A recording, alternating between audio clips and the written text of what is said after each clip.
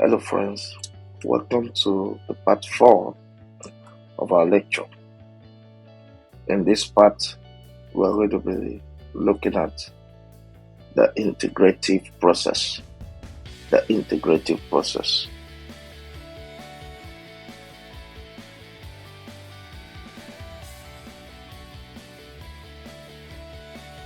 Okay, for the content, we'll be looking at iterative process and systems thinking, life cycle approaches, life cycle costing analysis, and the integrative process. So first of all, let's understand the iterative process and its importance in system thinking. The iterative process is a fundamental aspect of the integrative process used to achieve a desired result through a repeated cycle of operations. The outcome that is desired determines the number of cycles that will be required.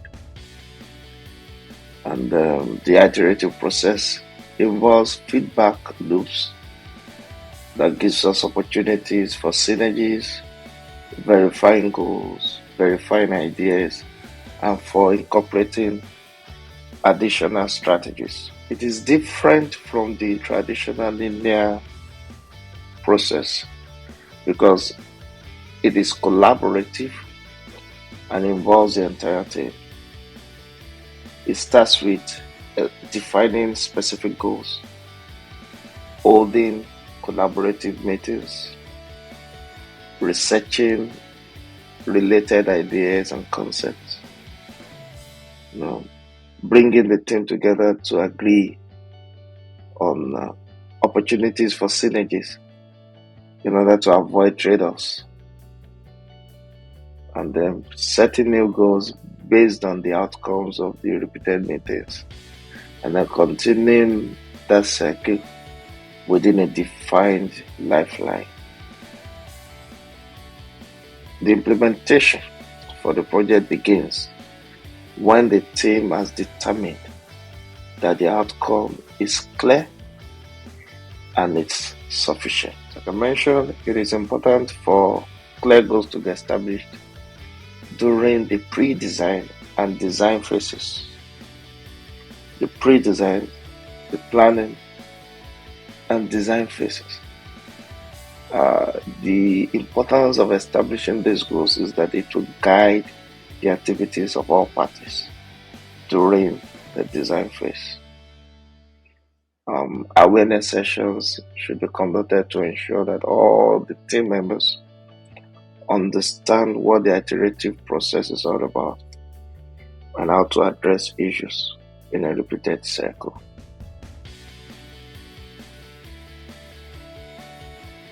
Now, this is an illustration from the USGBC of how the integrative process works. It is an ongoing, it is a repeated cycle of interdisciplinary collaboration that starts during early design or pre-design.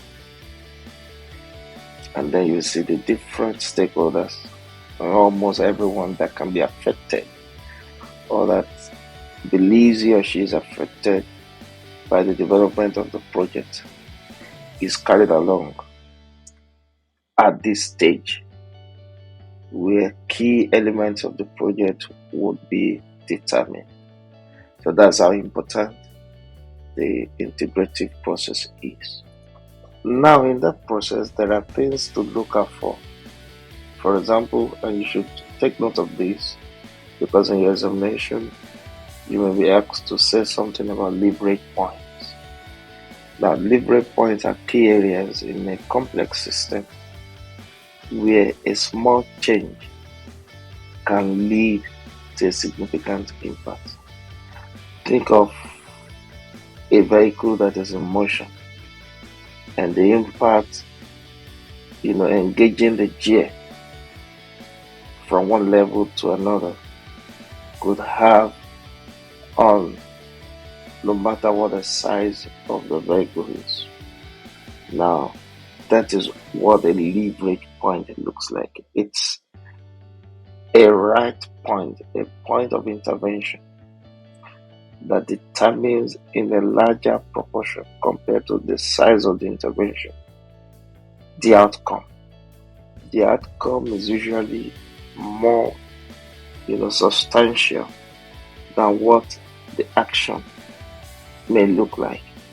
So it is important for team members to identify the right time and the right place to intervene in the project at the point of these conversations that will produce a substantial change in the project or the system. This point act as sources of power where minor adjustments can result in major transformations. Right? That is how important the leverage point could be. Okay, right now let's talk about life cycle approaches. Green building takes a life cycle approach, looking at the entire life of a project, a product, or a service, rather than just an initial or a concluding part of its life that we'll describe here as a snapshot.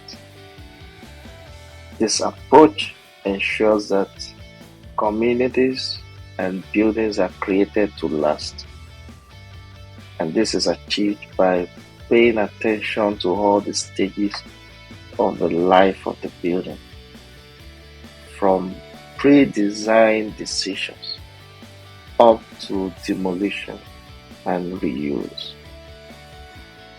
And the importance of this approach is that it enables us to address environmental and human health concerns exhaustively, and helps us to avoid oversight in the area of potential damages caused during the material extraction, manufacture, or even transportation.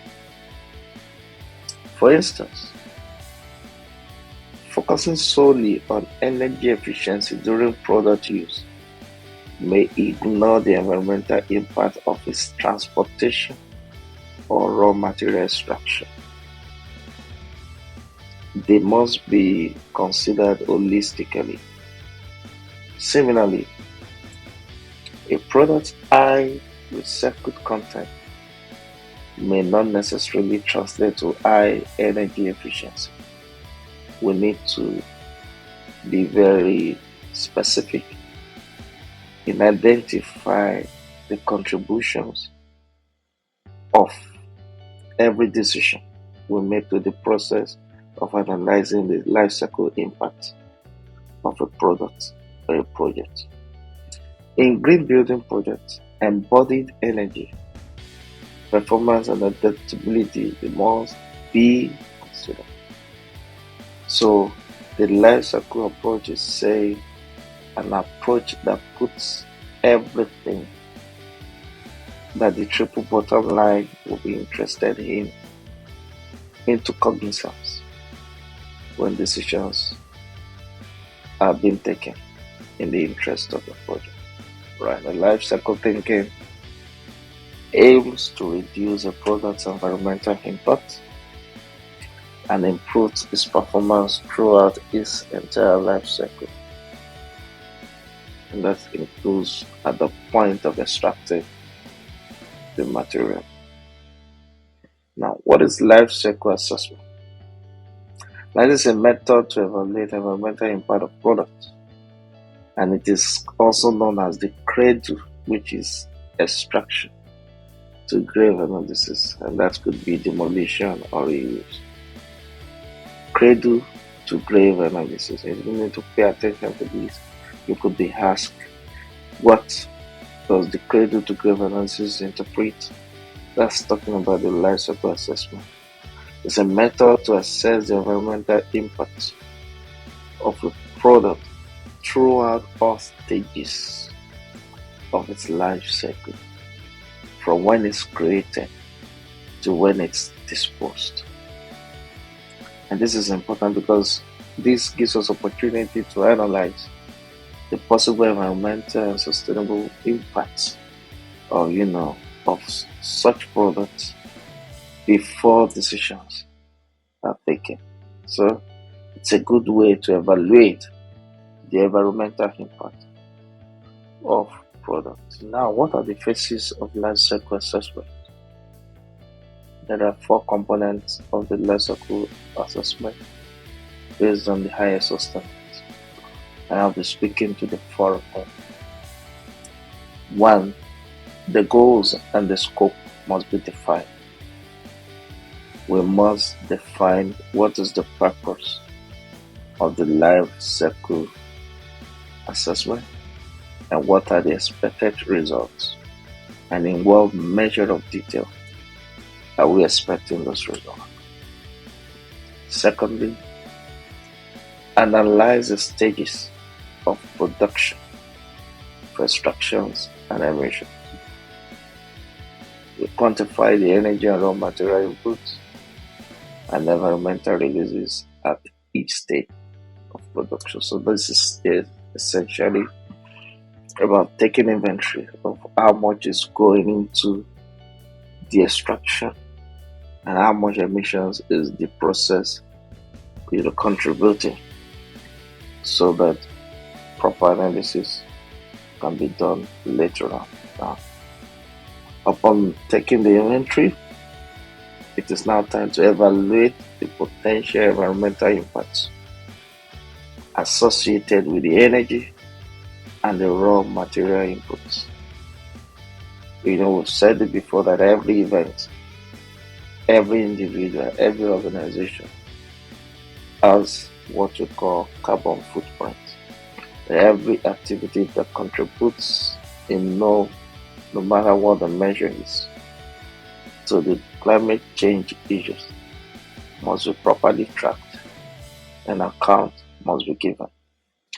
Finally, having assessed the impact of these raw materials or energy use, it is time to interpret what that means to our project. Use a systematic approach to assess and evaluate information from the life cycle analysis and life cycle inventory. This phase is concluded with recommendations and a summary of the study, including the key issues that are picked from the life cycle assessment and the life cycle inventory results, the study evaluation, and also the recommendations. So this has the 4 phases of the life cycle assessment. You may want to pay attention to this. You may be asked which of the particular group of phases are not part of the 4 components of life cycle assessment. You must be able to identify which one. 1, define the goals, take inventory, assess the inputs and outputs, and then interpret what that means for your project. Now let's talk about the life cycle costing analysis. And this is very important because it guides the professional in making informed decisions about products, about materials, general decision making in green building. When deciding between different alternatives for your project that possibly have met the same functional requirement, it is important to engage the cost-effective option. You need to assess this. And this is where the life cycle cost analysis comes in. It compares the initial operational cost of different alternatives to determine which of the alternatives offers highest net savings, that is, in the long run. And this is very important. Of course, It is challenging at the beginning to quantify economic effects of various options of materials, products, and business systems. But there are different ways to get to these, and we're going to be talking about the different cost types that your cost head can be divided into to make the costing analysis a little bit easier.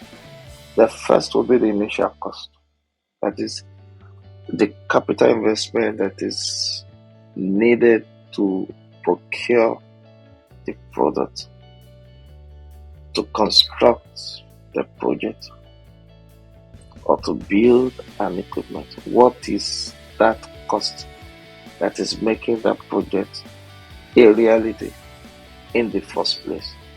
That is the initial cost. And you must pay attention to this. You will most likely come across it in the examination. And then we have the operations and maintenance cost associated with running the building, ensuring that every part has been designed is functioning as the users would require them to.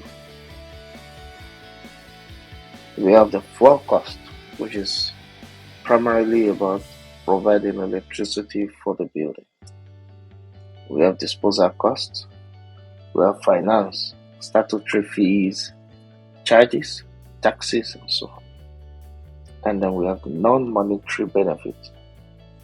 Of course, you need to pay attention to these different divisions of the cost. I need you to pay attention to a general category for some of the costs that we just mentioned. Now, there are two more terms you need to be familiar with, and they are the hard cost and the soft cost. Hard costs have to do with the physical construction cost of a project.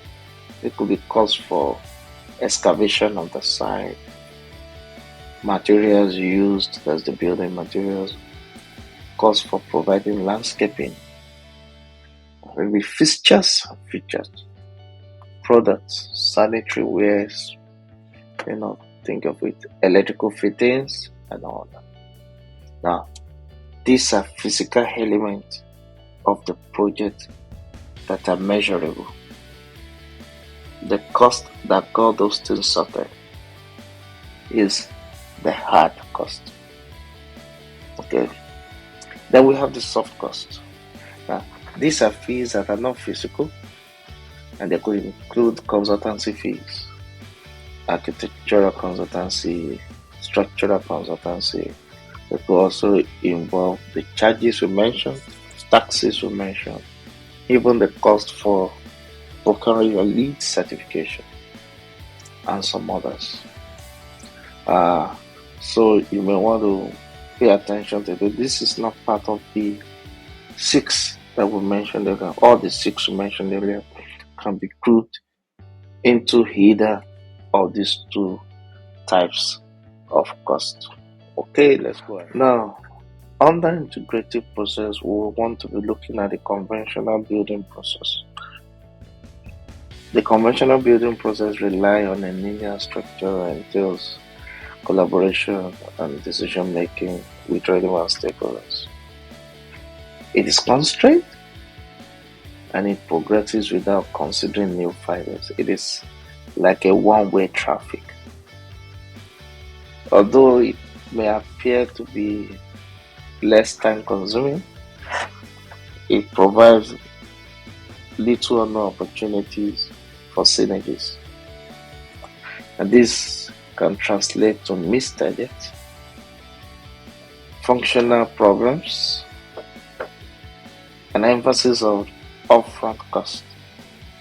So organizations are beginning to look in the direction of the integrated process that uses a whole building design approach to address these issues, and we're going to be learning more about this as we proceed.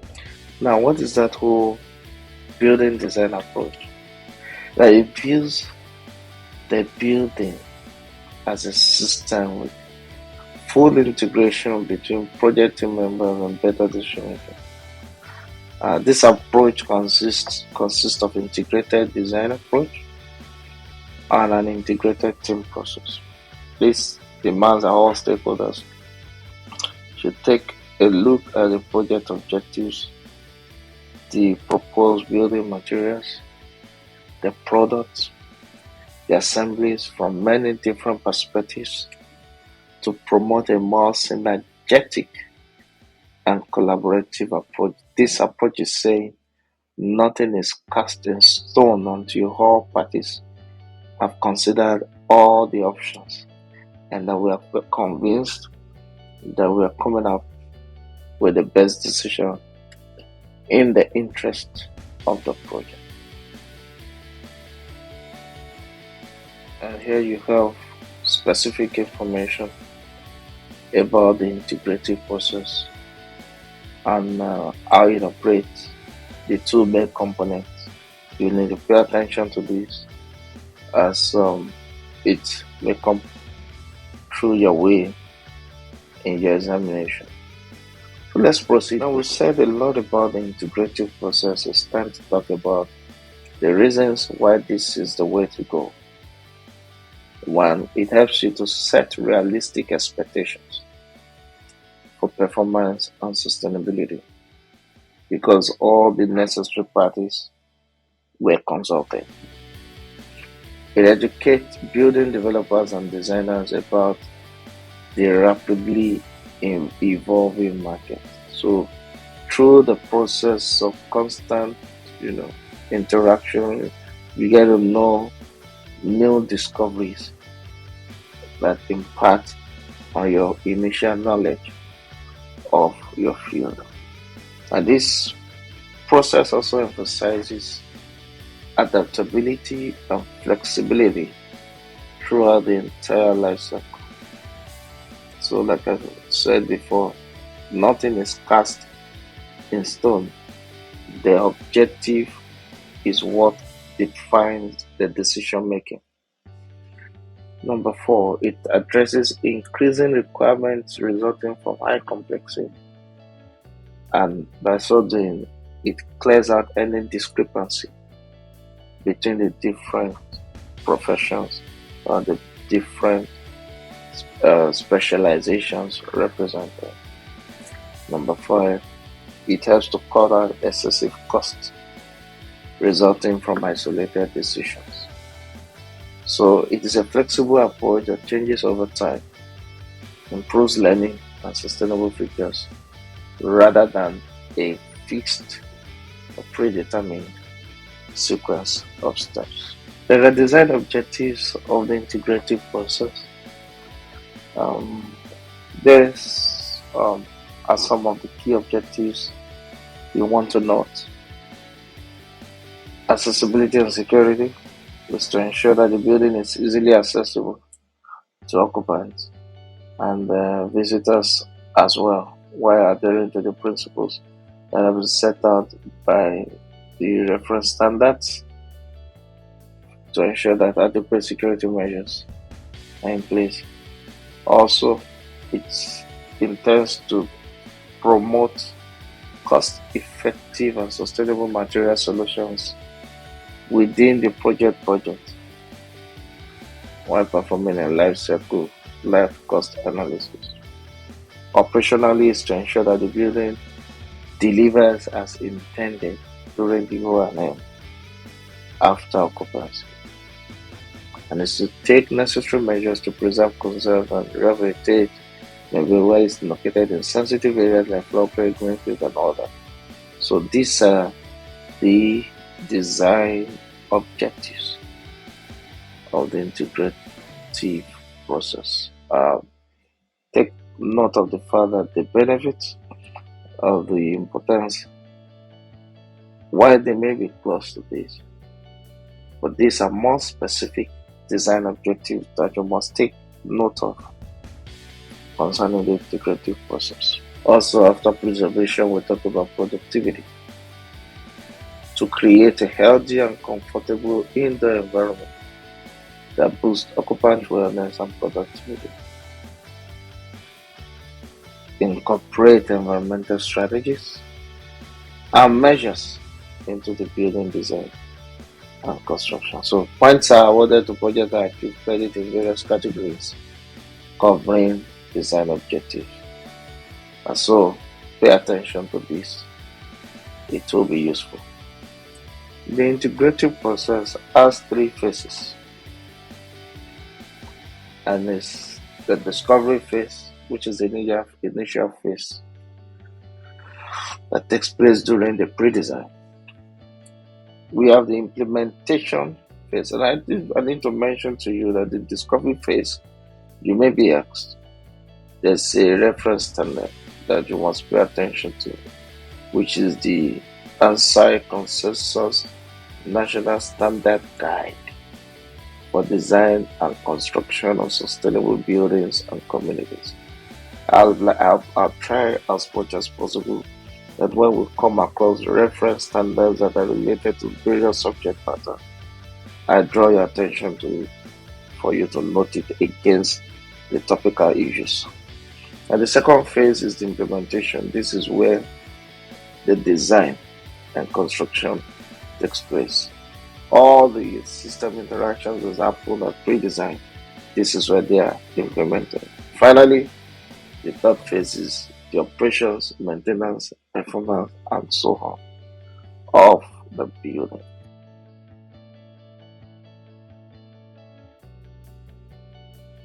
Now, charrettes. This is a key word you want to pay attention to, and this is a powerful workshop that initiates the communication process amongst the members of the project team. To ensure the success of the charrette, it's crucial that all pertinent decision makers attend. During the workshop, the members freely share their ideas, set goals, establish targets, and then with this approach, successful chariot can transform a project from a static, complex problem to a feasible, realizable plan. So this is one of the strongest features of the integrative process. That workshop, it's important.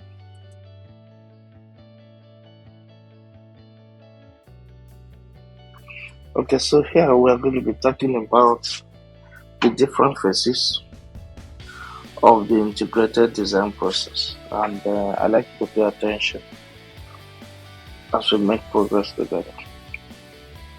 Now, the integrated design process that we mentioned earlier, it is different from the norm because it introduces a pre-design phase that is absent in normal design process, the traditional approach. The pre-design phase is the phase one. This is all about coordination and laying a foundation. From the outset, the team involves all the consultants with broad range of expertise on power, on water, daylighting, specific area of proficiency. Architects and all professionals are brought together to share information and then be challenging the team to exceed in standard practices. So this is where you get the team on the frequency that will deliver the expected success for the project. What do you expect to see as output at the pre-design? Goals and targets are set. The pre-design report is out, talking about the site with consideration for the existing or proposed built environment. Data from charrettes and other workshops are analyzed and gathered. Sustainable strategies that have been identified and defined, and the responsibilities for each team member to follow up on are also assigned in the pre-design report. Also, as an output, you have a preliminary budget analysis. You have the channels of communication, the approach to engaging stakeholders properly defined. And then you begin to engage with the LEED with the LEED scorecard. The phase 2 is the schematic design phase. Now you are done with the pre-design. Everybody has interacted. You have your goals and targets set. You've identified strategies to be engaged, and others. It's time to put something down on paper. During this phase, the project facilitator remains a crucial team member by leading chariots and encouraging innovative thinking. It's all about carrying the frequency or the tempo of conversation. From the pre-design, it takes responsibility for sustaining the vision within the team members. So it is the responsibility of the project facilitator to guarantee that the project vision is primarily realized and the goals established in the pre-design phase are met. So this is what happens in this. You also have the output from that stage of the integrated process listed on these slides. You want to pay attention to that. Let's go on. This phase is a design development, the schematic out. Now it's time to bring in all the new inputs and begin to think of a refinement process. The idea is to adapt to new requirements and discoveries, and welcome specialist input and all the strategies that have been brought. You evaluate them in relation to the goals that were originally set. You begin to bring all the puzzle pieces together to form the project of your dream. This is what happens at the design phase. Now, pay attention to the outputs. A design development report emanates from the phase 3, and this encompasses the integrated design process issues and simulation results. Now, you are able to create a detailed financial report utilizing the life cycle process. So this is no longer preliminary or an estimate. Now you're also able to come up with draft specifications related to the performance criteria, and you can also have the preliminary commissioning report. The LEED plans and requirements associated with the identified design credits are also highlighted, and this LEED scorecard is updated with final design credits. And at this point, you're able to be more specific with roles and responsibilities assigned to the team members. All right, let's go. Now the design is set. It is time for construction. Now, contract documents will translate all of the things done in the design into presentable format where pricing can be done, where approval can be sought, and construction can commence. Now, to ensure that the design plans are accurately reflected in construction documents, it is important that each team member understands their responsibility. All applicable codes and standards should also be considered properly to identify any requirement for regulations. The output of this phase: comprehensive and precise project specifications, normal draft, compliance with sustainability and specific LEED credit requirements. And you are updating the LEED scorecard again, including targeted LEED credit. Establish accountability terms for contractors and subcontractors and sub-trades. The tender documents are here finalized. A commissioning plan is established. And again, because there are more specifics, roles and responsibilities are redefined and updated. Alright, let's move on. The bidding, construction and commissioning happened now. The tender process, pricing was completed in the previous stage.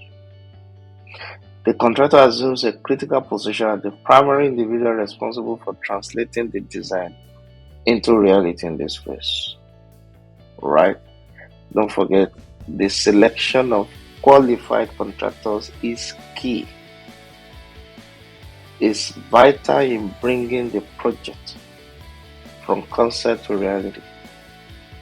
Right?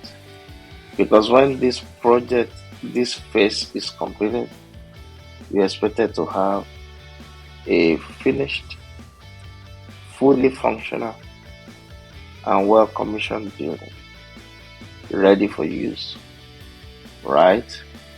Drawings, commissioning reports, operations and maintenance manual, final documentation for all LEED credits and prerequisites are the outputs expected of the bidding, construction and commissioning phase, which is the phase 5.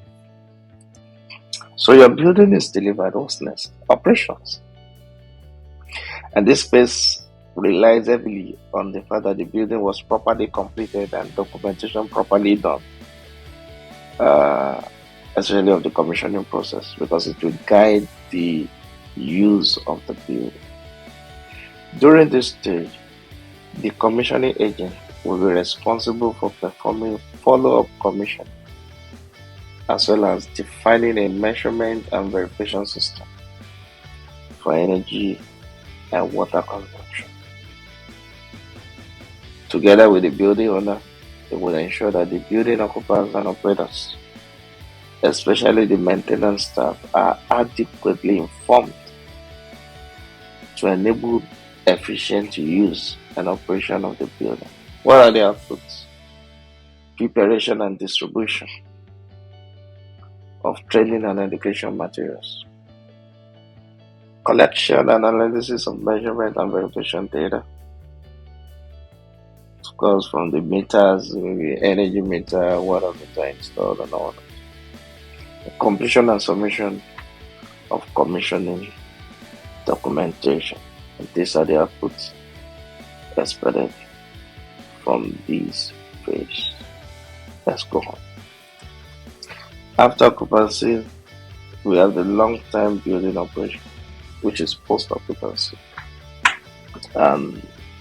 The owner or the facility manager takes responsibility for overseeing the entire process while assessing a building when it's completed upon construction. Isn't a common practice, but when it happens, the building owner typically oversees the building performance evaluation. What are the outputs? Revise building documentation, document building performance evaluation result, ensure continuous monitoring, and implement a recommissioning plan, as well as developing an environmental management plan. These are the outputs expectation for the post-occupancy phase. In concluding this part, it is important to state that the best green buildings require sustained collaboration among all players throughout the life cycle of the building. This will entail an integrative process and a team that understands their responsibilities during every stage of the project. The upcoming chapters will cover the measures and implementation strategies of the LEED rating system. Next will be location and transportation. I'll see you.